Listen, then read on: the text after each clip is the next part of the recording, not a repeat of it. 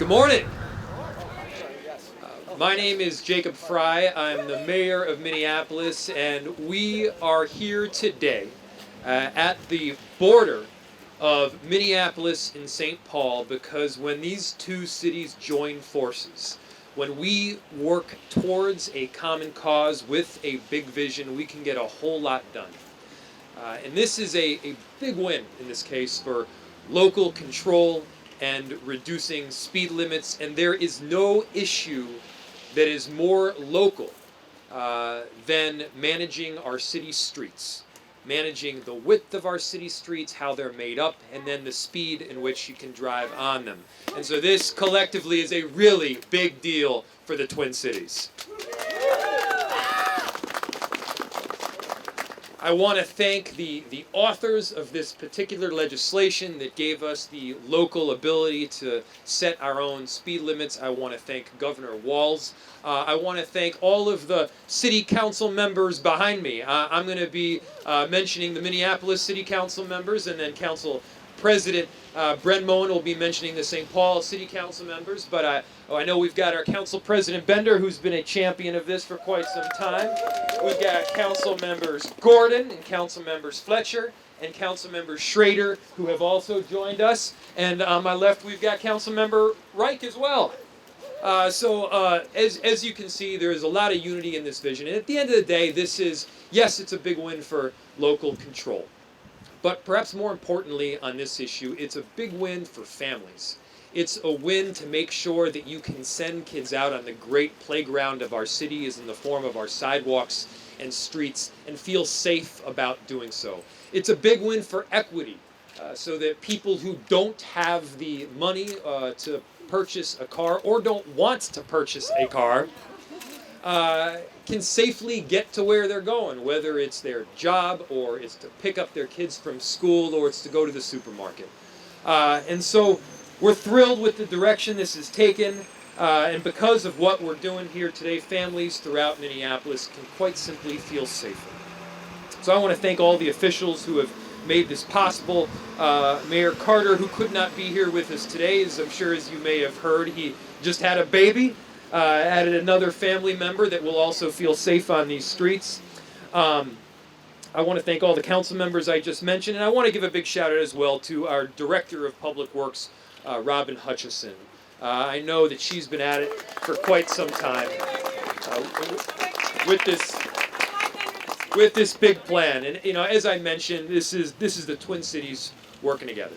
Council members, mayors, city planners, and directors, and in this case, people, we got the job done. And so I would like to call up next the Council President of St. Paul, Council President Amy Bren Moen, and also want to mention Latricia Vitaw has joined us as well, a big advocate of pedestrian friendliness. But without further ado, Council President Amy Bren Moen. There we go. All right, my name is Amy Bren Moen. I'm the president of the St. Paul City Council, and thanks for being here on this beautiful spring day. I am flanked by Councilmember Jalali and Councilmember Yang. It's wonderful to have them here. It was a 7-0 vote, so I know all my colleagues would love to have been here, but some are less hardy than others. Our Chief Resiliency Officer, Russ Stark, is in the crowd. Look for the rainbow umbrella. We have a lot of speakers today, so I'm going to just say two things.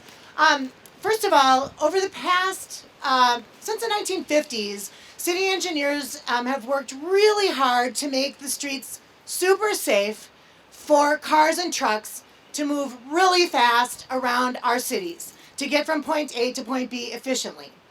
And while that is good for getting cars and goods from point A to point B, what happened in the process is they kind of forgot about people.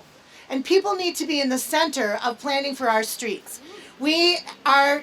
And in the past decade, we've really, and a little bit longer than that, we've slowly but steadily, and some people here would say too slowly, have been moving it and shifting back towards putting people in the center of our street planning. People, meaning people who are waiting for a bus, people who are walking with their families, people who are pushing a walker, people who are riding a bike, people who are in a wheelchair. They need to be at the center of our planning. And so we have made a lot of efforts to give our streets a little diet. put bump outs and other investments in to make our streets safer. But today we are unveiling a radical move that is going to change the way our streets feel, and that is reducing our speed limits to 25 and 20. The second thing I want to say is I've been practicing driving 25 and 20 late at night when there's no other cars on the road, and I got to tell you, it feels really different.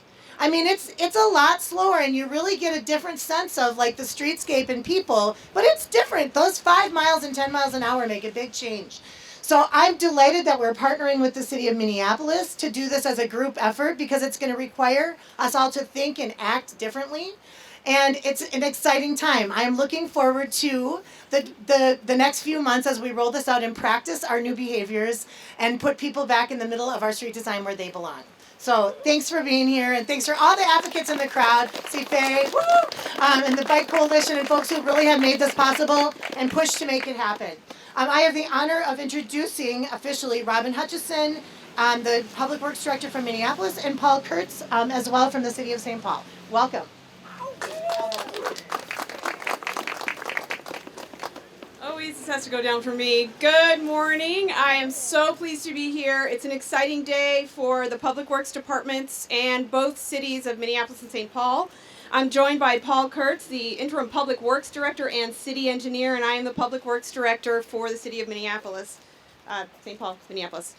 We have a slightly unconventional order of speaking today because we were afraid to make you all wait for the announcement and the details. So without further ado, I am here to tell you exactly what it is we're going to be doing. Following enabling legislation, as the mayor noted, passed in 2019, and after a thorough engineering analysis, the cities of Minneapolis and St. Paul will begin reducing speed limits citywide. We begin that process today. On more major streets, also called arterials, we are reducing speeds from 30 miles an hour to 25 miles an hour. On our local streets or residential streets, we are reducing speeds from 30 miles an hour to 20 miles an hour. Because we've undertaken a thorough engineering analysis, we found also that there are a few outlier streets that will remain 30 or 35, as well as alleys and Nicollet Mall in Minneapolis that will be 10 miles an hour. You all have signs in your hands. 20 is plenty. Slower is safer. And there is nationally collected data that tells us that slower is safer. 13% of pedestrians who are struck by a vehicle at 20 miles an hour will suffer a severe injury. 73% of pedestrians will suffer a severe injury if hit by a vehicle at 40 miles an hour. The faster the speed, the more severe the injury.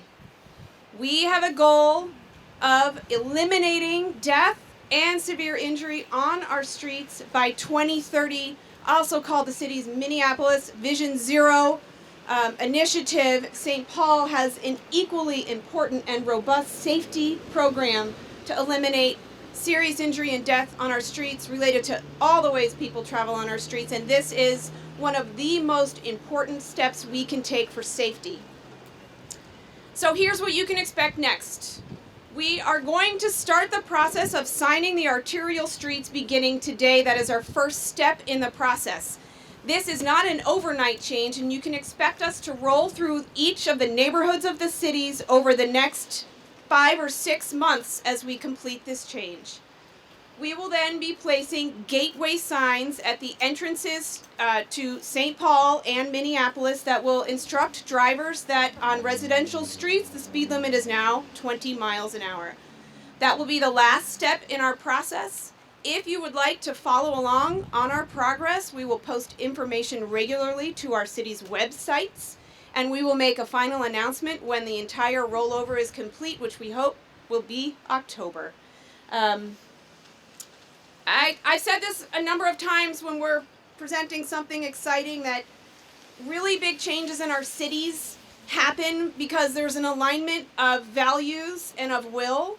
And in particular, there's political leadership to get the job done. And so I want to thank, a hearty thank you to both mayors and to all of the city council members that are here today, because without your leadership, we can't do our best work.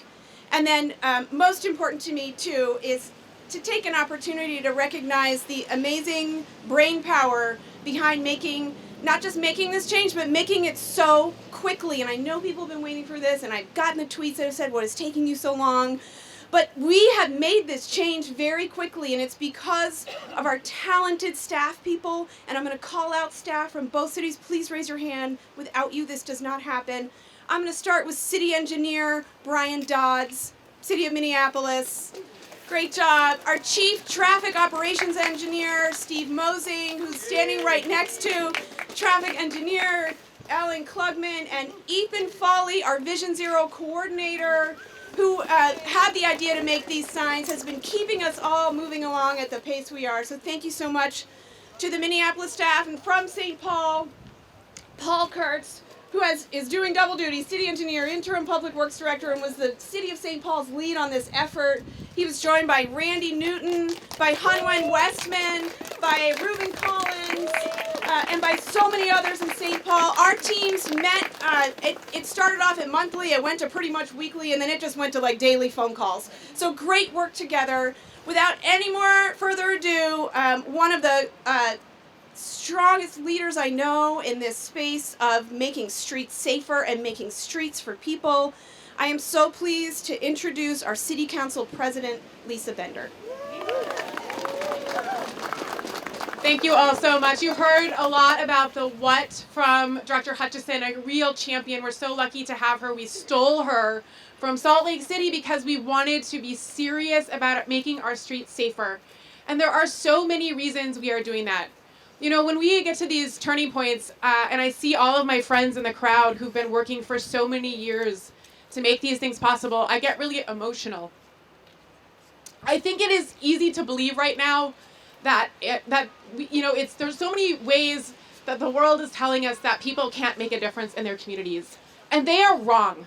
Because a small group of people getting together and fighting for change can make a difference. And this difference, reducing our speed limits in Minneapolis and St. Paul, will save lives. We know that from the data, we know that from experiences in other communities, and we are here today because all of you in our community believed that change was possible. And you pushed us at the city before it was popular to think about walking and biking in transit, before we had declared a climate emergency and you knew it was coming. You pushed us with your leadership. And that is where the political courage comes from to make these kinds of changes. So every single day, I want you to be inspired to continue to make change in your community, to make true on our promises to fight climate change, to make true on our promises that every single family in our community is safe, getting to school, getting to work, getting to their neighborhood businesses, whether you're biking, whether you're walking, whether you're choosing transit or driving. We know that speed kills. And today we are saying we are taking decisive action to save lives in our streets. 20 is plenty. Everyone should slow down. You'll get where you need to go, and all of our communities will be safer and better for it. So thank you so much to everyone who's built the support to bring us here for today. And now I'll introduce Councilmember Reich, one of our longtime champions for safer streets and chair of our Transportation and Public Works Committee. Councilmember Reich. Thank you. Well, I've got a microphone, and we've got signs, and we've got slogans. Let's use them. 20 is? 20 is? Slower is? Slower is? Safer. Thank you. That's always fun. Well, I think what was touched on was the most important point. We are here because you folks, the advocates and the citizens, demanded this. You pointed it out. This is important to you and your neighbors, and you said, make it happen. And as Robin Hutchison mentioned, you said, make it happen fast. That's when slower is not better. and so here we are. But that's not the only place where this plan comes from. It comes from our promise to you when we created a complete streets policy, that the most vulnerable in our right-of-way will be thought of first. And not only thought of first, but planned for first. Policy will be put in place for those people first. And that is what we have here. It's a promise fulfilled by one step, and we'll do many more to make this move forward. Another thing where it comes from, and it's been mentioned, the staff really dug into the data. This wasn't some arbitrary wish. This was data-driven decision making. This is a policy that says not only will we be safer, but we're going to reconfigure our streets thoughtfully, intentionally, which will actually have a counterintuitive benefit. There will be better flow. People will move around better in all modes. It's not a trade-off when you plan right. That is the essence of planning. You take things that intuitively would be contradictory to each other, but with good planning, you make them work in conjunction. And that's what we have based on the good work.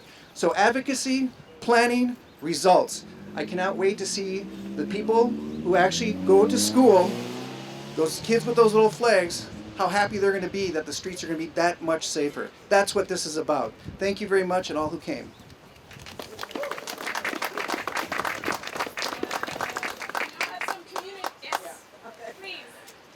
I'm gonna get this down. Good morning, everyone. My name is Mary McGovern. I'm president of the Minneapolis High Rise Representative Council, and I've served on Vision Zero Advisory Committee, developing detailed plans to eliminate all traffic deaths by 2027. As we get older, our reflexes are slower, and we move more slowly. So it's very important to us that our streets are safe to cross, and that the needs of our seniors and persons with disabilities are prioritized, and plans are made for safer streets and more walkable city. We are excited for this change on city streets. We also hope we'll see lower speed limits in the near future on our county and street roads. Too, as many public housing residents live on these roads. We're glad that the City Vision Zero plan has acknowledged that important next step for improving safety. Our resident leader from North Minneapolis is very much on our minds. She was crossing Lindell Avenue on her motorized scooter and was a victim of a hit-and-run accident. She was hospitalized for a long time and spent months in rehabilitation. Happily, she is back home now and doing better. Lower speeds will make it less likely that a resident will get hit in the future. Again, congratulations on this important steps. Thank you.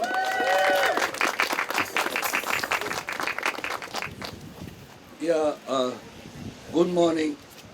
I'm tall, sorry.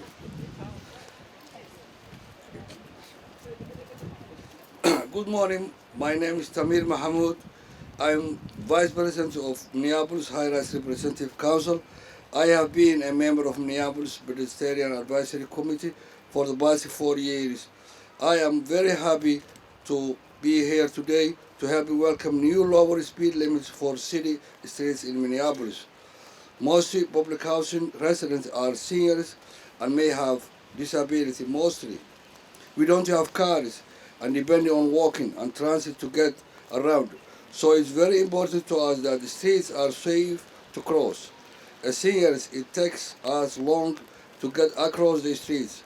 We know that if we get hit by a car going 30 or 40 miles per hour, we are much more likely to die or be severely injured. And so we don't go out walking as much as we would like to. Our fellow residents have told us that cars go too fast, and we have been advocating for lower speed limits for a long time. I am glad to be reported that the city listened and took action. Thank you.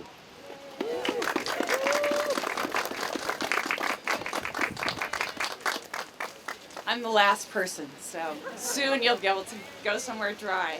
My name is Barb Thoman. I'm a longtime advocate for safer streets. I live in St. Paul. And I also want to join in thanking the legislative advocates, the legislature, and both cities and their public works department for taking advantage of this wonderful opportunity. Momentum for changing speed limits has been building for a long time. In 2003, Transit for Livable Communities, which is now Move Minnesota, recommended lower speed limits. Our Streets Minneapolis, the Bicycle Alliance of Minnesota, the St. Paul Bicycle Coalition, the North Star chapter of the Sierra Club, they've all been great advocates for safer streets and lower speeds. Over the last 20 years, I've been to hundreds of community meetings, as most of you probably have too, where residents are calling for slower traffic and safer speeds. The new speed limits that we roll out today will be good for everyone in our communities. They'll help my friend Ken, who navigates the city with the help of his guide dog on his way to public transportation. It'll make walking to transit and waiting for buses and trains safer and more pleasant. Lower speeds will be great for kids who are walking to school or walking to the bus stop. To give everyone more time to cross the street. Lower speed limits will be great for cyclists, many of whom, including me, can recount frightening close calls with traffic that's traveling too fast.